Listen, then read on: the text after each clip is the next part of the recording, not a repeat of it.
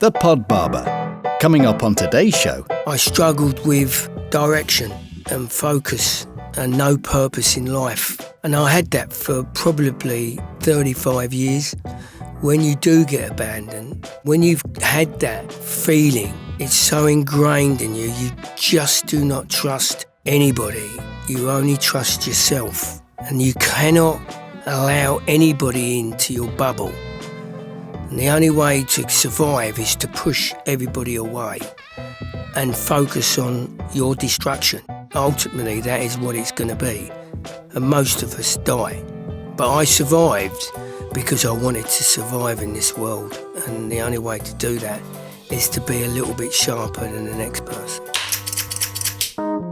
You're listening to The Pod Barber. I'm championing the chat, proving conversation is the cure to better mental health and well-being. Meet my guests from all walks of life showing vulnerability and sharing wisdom. Sit in on my chats and be part of reality entertainment. Join the Pod Barber tribe. Subscribe, share and like people. Feel the sonic positivity we're pumping right at you. You, my friends, are not alone. Who's next, please? Well, I'll tell you who. Today we team up with Dave Minet to hear from his powerful story of abandonment, suffering, many years of addiction, all the way through to recovery. The eldest of 4 siblings tragically deserted in a London police station back in the 60s. His traumatic start in life subsequently steered Dave into all sorts of trouble as he faced being in the care system, he faced racism, and he grew up and out of control. School, equal truancy, petty theft and crime, but moving into the working world he had a touch for organising people, running many scaffolding gangs across London.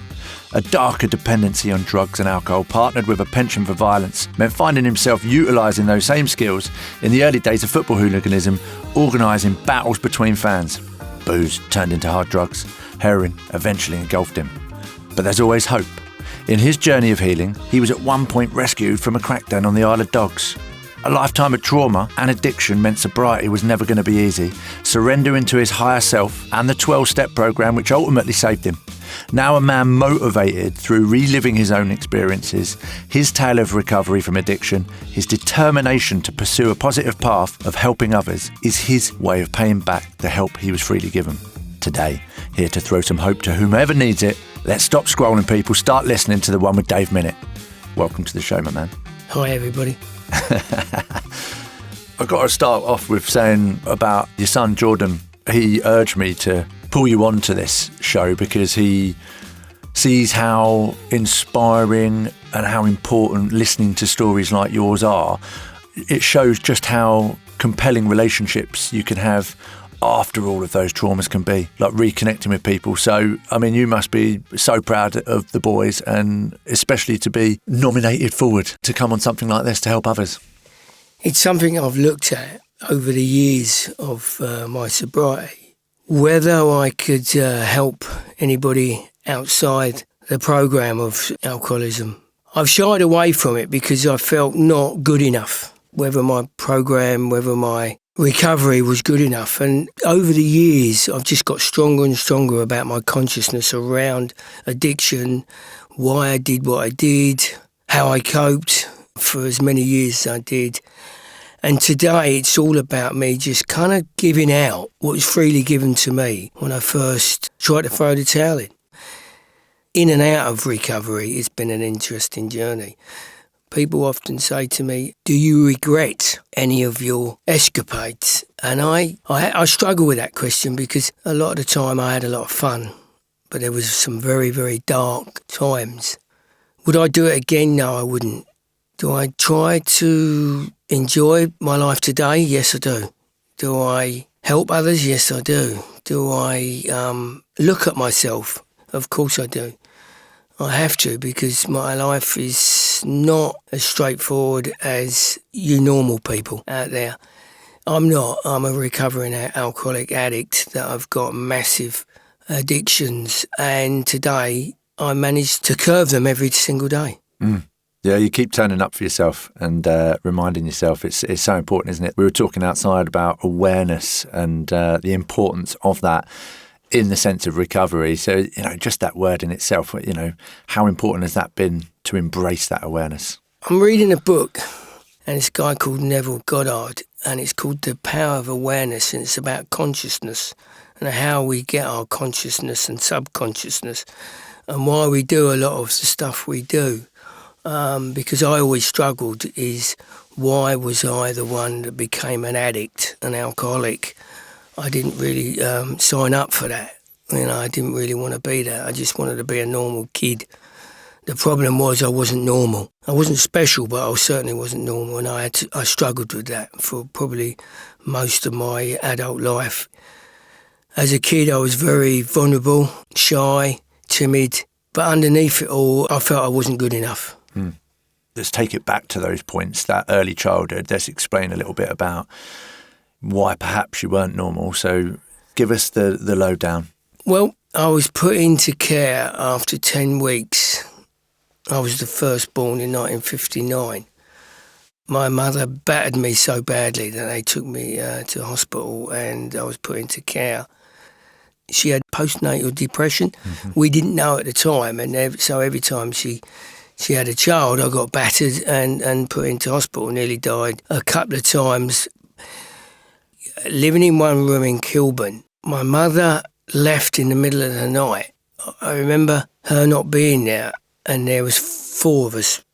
My dad couldn't control her, so he took us to the police station. That was my first awareness of life. So you remember that? I remember that.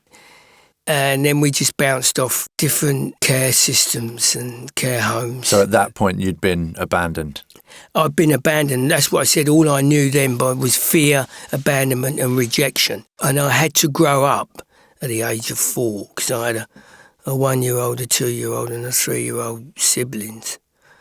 And that was very scary. So I didn't have a childhood for a good many years of my life. I kind of focused on them 3 because they were babies as such. And I was the adult in a children's home. And you have to survive. In the 60s, there was lots of, what should we say, sex abuse, physical, mental abuse, and the strong survives. That's where I got my awareness, my street cred. In them days, you had to work out who was good and who was bad. And I had a very good instinct, and that's how I survived through the care system. We arrived in Saffron Walden in 1964. Scary place, full of white people. Yeah. Yeah, your roots West Indian. I'm Irish West Indian, so I love the drugs and I love the booze. And Mum come from Dublin and Dad come from Dominica, and they met in the 50s. But you got abandoned into the police station. I mean, you're without your mother and father. Did you ever have a lot of anger for them for doing that? I remember being in the children's home as a kid, hoping and praying that one day my dad or mum would come and get us, and that never materialised, obviously. So they done the best they could. I actually go and see my dad once a month. I reconnected with him when my stepmother died about 7 years ago, and I made a conscious decision that I would reconnect. It's took nearly 6 or 7 years to reconnect, but we've got that father-son going on a bit now. Still hard. When you've never been loved, it's hard to show love and to be loved.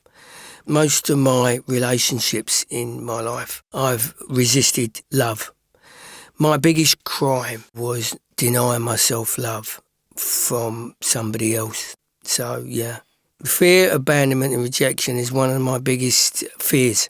And all my relationships have been around that. I'll leave you before you leave me, because this is what always happens in the end. I've always done that. Running away from relationships, we can do it in a number of ways. We can do it through drugs, alcohol, we can just up and leave. I done all 3 because I couldn't cope with rejection, abandonment and everything else that went with that.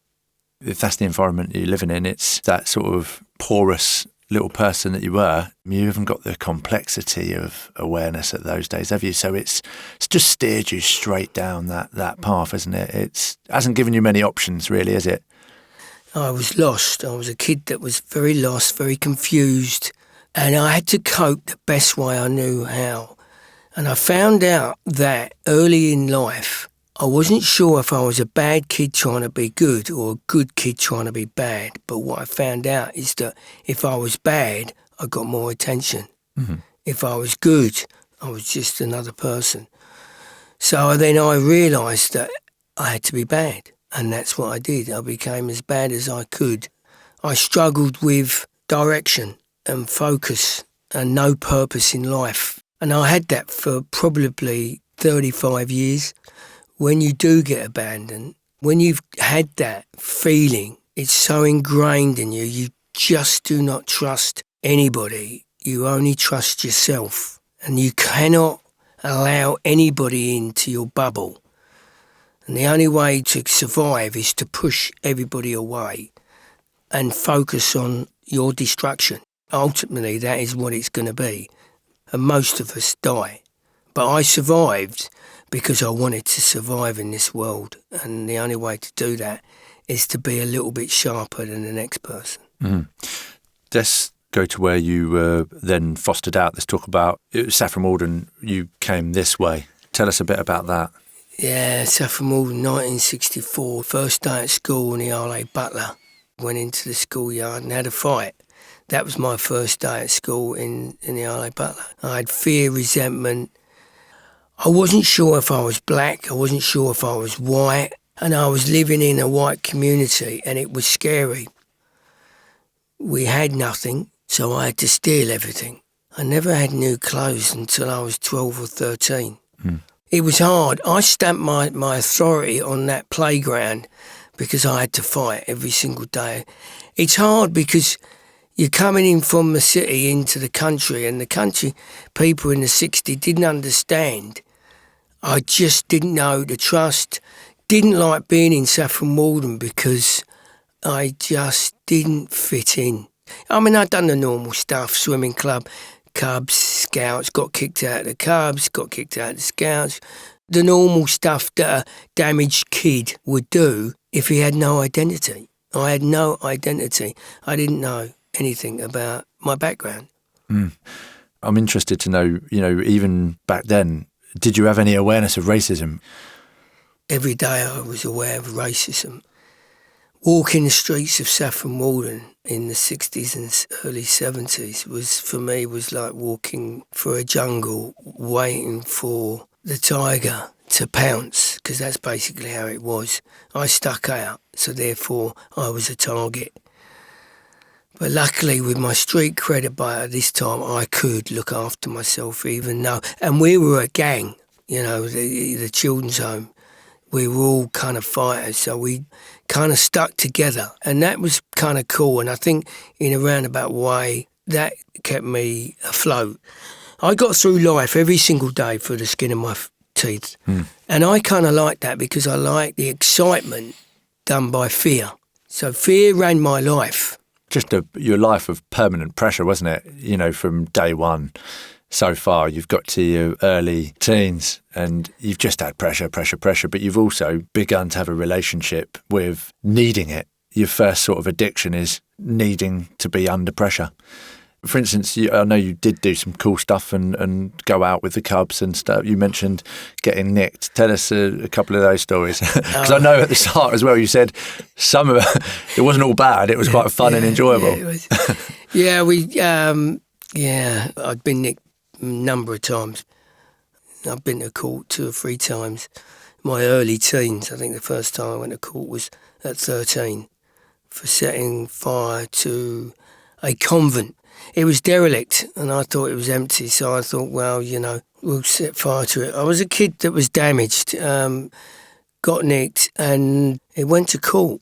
I didn't realise this, but there were still 3 nuns living there in part of the wing, and they tried to stamp me insane. It was a bit scary. All I was drunk, and I didn't know what I was doing, but I remember Stanley Wilson going to court and standing up for me and saying he's not insane, he's a kid that's been lost in this care system. And they threw it out of court. That was my first introduction to real court. Taste of it, yeah. You obviously you set fire to the nunnery. You didn't know that there was anyone in there. That wasn't, I'm going to jump forward a little bit, because that wasn't the only time that you've been involved in fires, was it? In London, in the height of your addiction, you won a medal. Yeah. Can you tell me about that? Yeah, I just moved to London and I was, it was Sunday night, probably about 1 o'clock in the morning.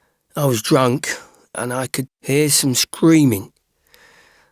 And so I ran to the balcony because they were 3 stories high. So I stuck my head out, and 2 or 3 doors away was a house on fire. So I didn't put any clothes on. I just had my boxer shorts on, and we ran out. And their back garden gate was locked, so you couldn't get over the gate. So I had to jump over the gate. So I'm now into their garden. The fire brigade couldn't get up the road because the cars both sides of the road were blocking them. So you've got kids at the window frothing from the mouth. I'm standing there on my own, looking up, thinking, what can I do? I then grabbed the drain pipe, climbed up the drain pipe, swung onto the window with one hand. The kids by this time 3 of them were at the window. I said, smash the glass so I can get in, because I was hanging on by one arm. They got a pillow on the window ledge, and I just grabbed them, put my hand through the window and pulled them out of the window and dropped them, each child, 20 foot to the ground, maybe 25 foot to the ground. And I got 3 of them out. But the mother and the baby, I could hear the mother, but I couldn't see her. And she was in the back bedroom. All I had was boxer shorts and no shoes. So I couldn't go in there. And they both perished. They both perished. I couldn't get them out, and I struggled with that. Yeah. Yeah, I struggled with that. I moved back to Saffron Walden then. Somebody at work, I was still working in London, brought in I think it was the Islington and Camden Echo or something, and saying they're looking for a guy that saved 3 kids. If anybody knows them, anyway, they gave a number. They showed me the paper. I phoned up and they said, we want to give you an award. So I went down to Camden Tower Hall and had tea, afternoon tea like you do. And they gave me a medal and a placard of saving the kids. You can do good in this crazy world sometimes.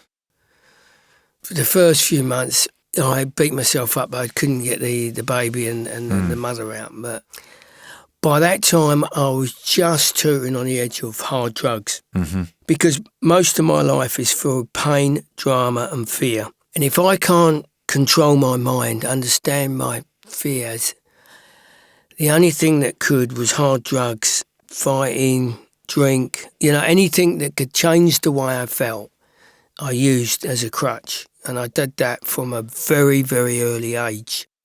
Do you know what? Sometimes I often say that alcohol and drugs saved my life in some ways because it helped me cope with the trauma of my upbringing through the care system. It's something that I look back on. Was that a good way to start life? No, it wasn't. Did I cope? I think I did, to my best ability. And then I got lost again. We go to different levels of our addictions. And I think by this time I was running on self-will and destruction. Tell us about getting into hard drugs and that stage of life. Yeah, I started taking hard drugs, heroin, in 1980. I moved to London then, big mistake, got into more hard drugs. And then I moved back to Saffron Walden in 1988. I just became a pisshead. I was just more of a drinker for 10 years. I put the hard drugs down, and then, believe it or not, I got married. Bless her, she didn't realise what she'd taken on. By this time I was so damaged, all bets were off. I didn't realise how damaged I was. How quickly did you become a parent after that? I was never a parent from day one.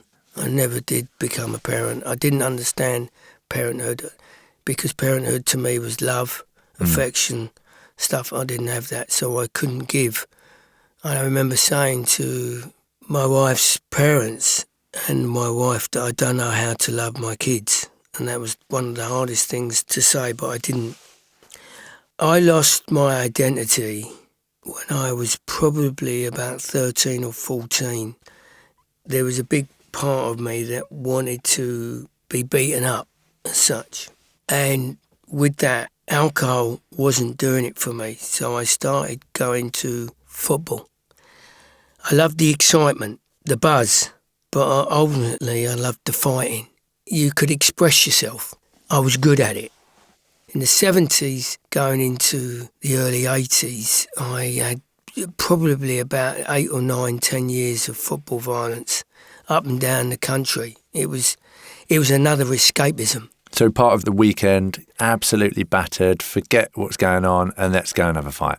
Absolutely. It was escapism. By this time, I felt that nobody cared about me. It's hard to explain, but when you went to football, there was that camaraderie. Everybody's together. You had a community. You had a community, like back in the children's home. You had a community. Everybody looked at each other for backup. One thing I realised, that I was good at organising people, and I loved it. You know, I believed there's followers, there's leaders, and there's soldiers. And I believed I was a leader, because I always first at doing a lot of things. We had a little small corps of football hooligans from Kings Lynn down to Bishop Stortford, Saffron Walden. It was another stage of my life that I had that community that I didn't have as a child. I wanted to express myself with my fear, my anger to the world. I didn't want anybody that was normal around me, if that made sense. My life, I lived on the edge all of my life. I loved the buzz of football violence. I loved the buzz of drugs and alcohol, what it did to me. And it was just a deterrent of where my life was taking me. Mm. We're talking about, you know, you're still a young teen, aren't you? And you've not got the regard for your consciousness as you do to this day. At that time, were you holding down like regular work, bringing in weekly work throughout that period? I first got a job in the Miller's Bakers in Saffron Walden on a Saturday morning at 13. And then I used to do a market stall. But that was all to get the money to go to football and to get alcohol. All my life I've worked. In the height of my addiction, I became a manager for a scaffolding firm in Canary Wharf. So the height of my addiction was in 1996. And I was a manager of 46 men.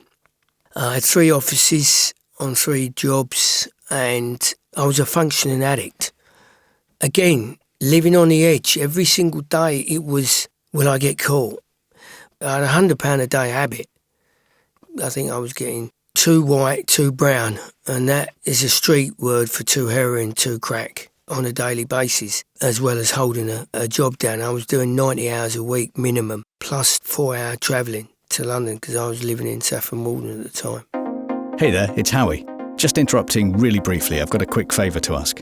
We don't run ads on the Pod Barber, but if you're finding this podcast helpful, or if you know someone who might benefit from listening to it, please take just 10 seconds to share this episode by tapping on those 3 little dots on your podcast player. From there, you can text or email a link to the show and spread the word of what we're trying to do here. That'd be great. Mick and I really appreciate your help.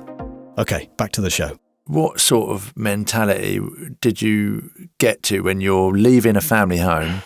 You got those 2 hours of thinking about stuff, but you've got this hardcore addiction to hard drugs. Where was your head at? I still had the mentality that the only person that can look after me is me.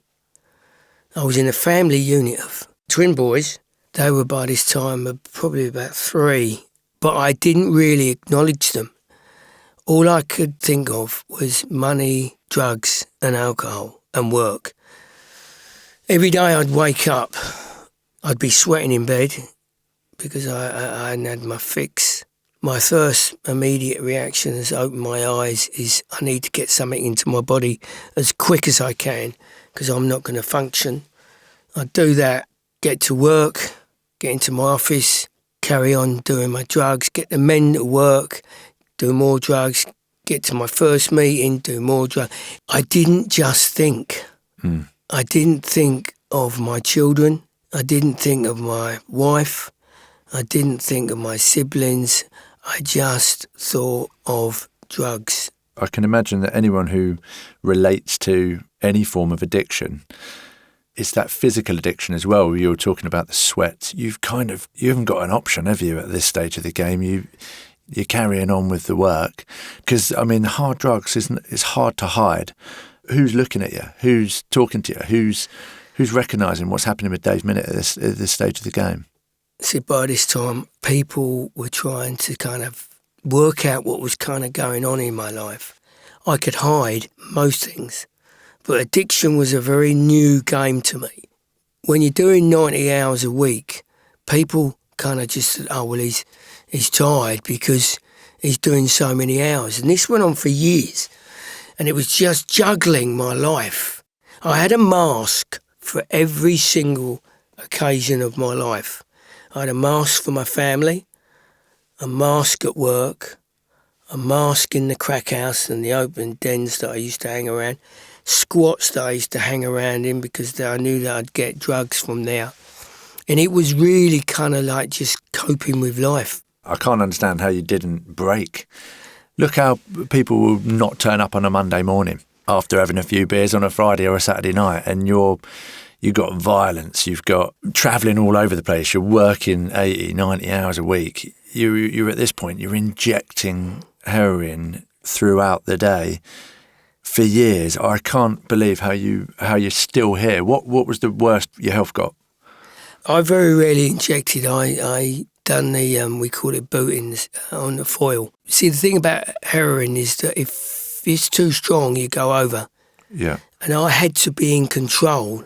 Even though the drug was in control of me, I had to regulate every day how much intake of drugs I could take because of my work ethics. I never missed work because work meant money, money meant drugs. I could carry on with this life of mine. I remember a famous doctor in Saffron Walden. He treated me for 35 years and he said, David, you should be dead by now. Mm. You either cope or you die. This is probably going into the darkest time of my addiction. I survived on my wits because I should be dead. I left my boys in America. I left Jordan and Aaron in America because I couldn't handle being in America without any drugs. We arrived in Orlando for 2 or 3 weeks, I remember I just said to my wife at the time, I said, look, I can't do this. I hopped on a plane and ended up in 10 days on a bender in the Isle of Dogs. That's where it takes you. Yeah. My boys remember that. I damaged a lot of people on the way, See, in my world, what you got is respect. And I'd lost all that. Mm. Respect to my family, respect to myself, didn't care kind of where I was. And when I got into recovery, I needed to get that back somehow. I just didn't know which way to turn. And that's when recovery started to kick in when I was 42 years of age. I just didn't want to stop using. I thought it was the only thing that kept me ticking. It was everything. That had become your identity. It'd been there since childhood, yeah. It was my wife. It was my best mate. It was my all. I relied on it and it never let me down. And I thought I was going nuts and I got into recovery and I started doing meetings, AA meetings, and I didn't believe in it. I didn't want to believe in it because you got to remember, I still believed that Dave is the only one who can save Dave. Yeah, your own ego was still championing running on self-will. Yeah. And as I started to do recovery, I started to change a little bit. I was starting to get a spiritual awareness. And what I found, that I bumped into Dave Minet, the real Dave Minet, that was supposed to have been having a life, a normal life, if there's such a thing. At that time, Dave only knew pain. He only knew drama and he only knew heartache. He didn't know anything else. So not knowing, having that identity, starting to get that awareness of no drugs, no alcohol, no nothing inside me, I felt so raw. But they keep telling you one day at a time, going to meetings, sharing my experience, strength and hope, my spiritual journey started, and I threw myself into it. That sort of awakening, the point of surrendering just to your higher self, where you started to receive the first bit of love, and it was you loving yourself. Yeah, it's a really strange feeling, having gratitude that you're clean and sober. I had to smash the illusion of the old Dave Minet to become who I am today, the new Dave Minet. We get born, we go through that life circle, and then suddenly we realise, hold on a sec, this isn't me. What am I doing? The 12-step program has given me purpose, direction and focus, which I never had for 42 years of my life, if not longer. And when I started to get direction and focus, I truly believed that I had a purpose. And my purpose is to carry a message to people that are struggling out on the streets, because I was a street kid. Being in the care system, being from broken homes, there is another way. And the only way for me was the 12-step program. How can we step in now earlier and avoid some of these steps for youngsters? What do you think needs to happen? Good question. We've got rehabs, we've got treatment centres. I truly believe they've got a purpose. But for me, I think it should go into schools. It should start early, prevention. People like myself should go into schools and even children's homes, detention centres. There are kids out there that are at school. They're taking their first joint, their first drink, 9, 10, 11, 12. They're lost already. Yeah, they don't know. They don't know. Because you're in the care system, there is another way. And it's sometimes just that hope and giving somebody a bit of purpose in life. I think we need to celebrate the fact that you're here today, because it just goes to show it doesn't matter how dark it can get, there is always hope. But actually, prevention, pre-recovery to recovery, avoiding it, reducing the opportunities and having relatable stories and relatable experiences, giving you the choices. Those lived experiences are so important. I think, obviously, running a podcast, that's exactly why we get these kind of conversations, because it highlights, yes, this is basically a timeline of what happened, and yours is about as dark as you can get. You've got everything in the catalogue, you've had it all, yet you're still here, you've harvested all those lessons, and you are now able to use that skillmanship, that effort that you've had to put in, which is the key. Yeah, what I'm finding in recovery, there are youngsters who are coming into meetings at a younger age, 19, 20, 21.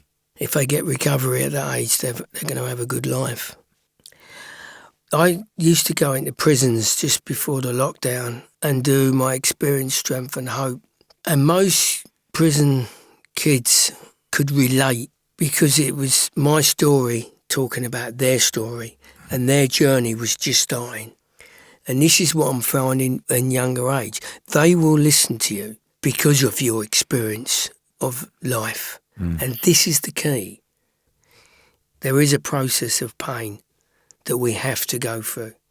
And it starts off with fear, resentment, anger, and right at the end, it's called acceptance. If you haven't got that, and if you're not willing to go through that process, then the only alternative is self-destruct. You're still a kid these days at like 19, 20, aren't you? Because they've had a little bit. They've felt what they've felt. They're ready. They don't want their life to go that way. What's the type of things that benefit you on a day-to-day basis? The types of practices that you find most assuring? For me, as a recovering addict, alcoholic, self-awareness is something that I've always connected with. For me, it's about self-care, self-love. After that comes what I eat, because it gives me strength mentally and physically. I do yoga, meditation. I work my program. But the 12 steps is the one that's kept me balanced on a daily basis. Recovery reminds me today, the best I can explain, is that I've just done a 30-year stint. I've come out of prison. I'm outside the gates. What do I do next? And then everybody points the finger, judging you. Even though you've just done your 30-year stretch, you're judged. On a daily basis, I have to forget about what people think about me.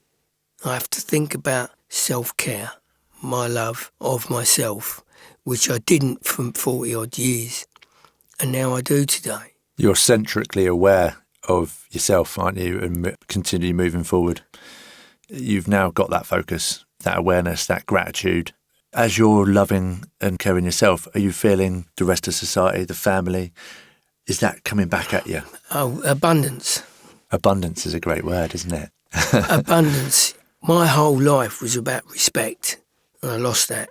And over the years, I've got that back. If I leave this earth with respect of my family, my boys,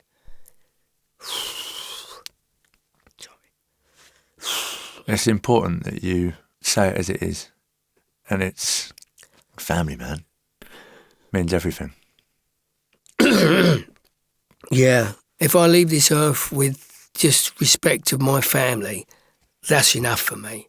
I don't need people to make me feel good. I just need the people that love me to respect me. And I think I've got that back. I think you're getting that as well, my man. I think you really are. I started off mentioning about Jordan plugging me to get you on here. And that is what can happen as you practice that self-betterment, and you've got that in abundance. And you mentioned all of those key words that we hear put out there of compassion, of empathy. It's so vital that we take note of what they are and really look at the meaning behind them from our own perspective, from our own story. So the fact that you're here to do those types of things, pushed by your sons, but you've got that, and it's the importance of the message that you bring is really, it's about don't give up. It doesn't matter how dark it is, don't give up. You're going into these clinics, these rehabs, these meetings all over the world. They want to be you, don't they? They want to be a recovered human being. Most people do not want to be unloved and unsupported. No one picks that. No. They want love and friendship and purpose. Connection, yeah. Let's be honest here. Most alcoholics and addicts do not make it. That's the truth of the matter. Everybody deserves another chance, another life, another way of living. A true life. You talked about spirituality and, that surrendering. And, again, it's another thing that is coming back in the philosophies of the East and this ancient wisdoms. Yeah. They've been there for thousands of years for a reason, because they work. And now in the West, we're really embracing this kind of stuff. So important to just lay it down and say, yeah, okay, I make a gratitude prayer. I'm grateful. It's an amazing thing to show vulnerability, isn't it? Vulnerability is probably the thing that set me free. Today, my vulnerability comes out in all sorts of ways, and I'm not ashamed to do that. I never say sorry if I break down. Well, my family are very understanding, which they know. You're all good, man. This is vulnerability happening right now. It's the people that I hurt that I didn't mind hurting myself, but I hated hurting my family. And when you're in the line of addiction, you hurt the ones you love most. I'm very aware of how damaged I was. I'm very aware of where it can take me. But the one thing I like is, because I'm where I am today, I've got a chance that history may not repeat itself. I can break that cycle. My mum was an alcoholic. I'm a recovering alcoholic addict. And if anybody in my family or friends become that, I then have got the tools to be there. Be there for them. Be there. You know how to get down in the dark hole with them. Absolutely. I can, for the very first time, probably cuddle on them and just say, do you know what, I understand. And that's what most people do not understand, alcoholism and addiction.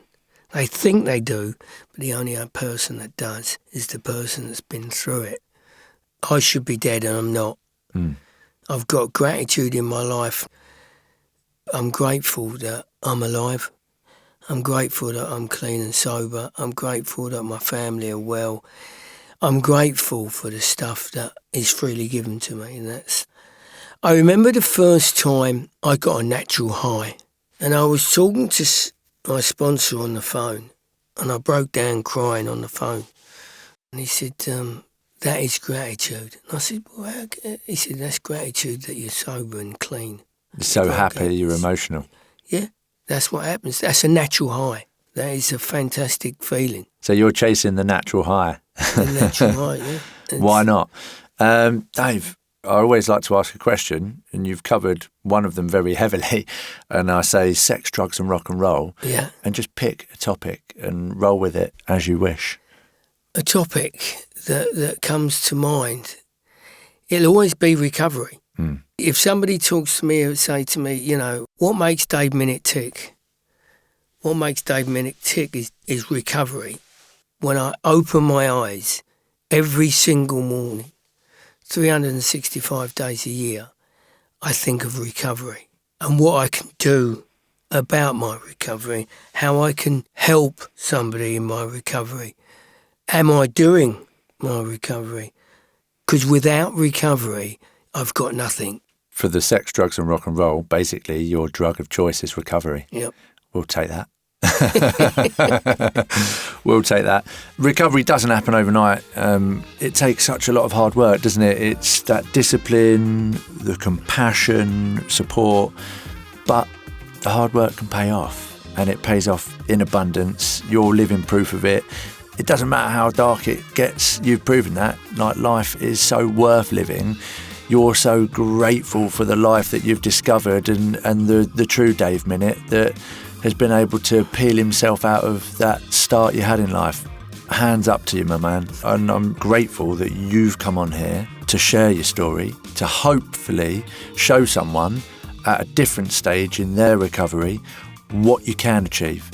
It's not easy, but it's well worth it.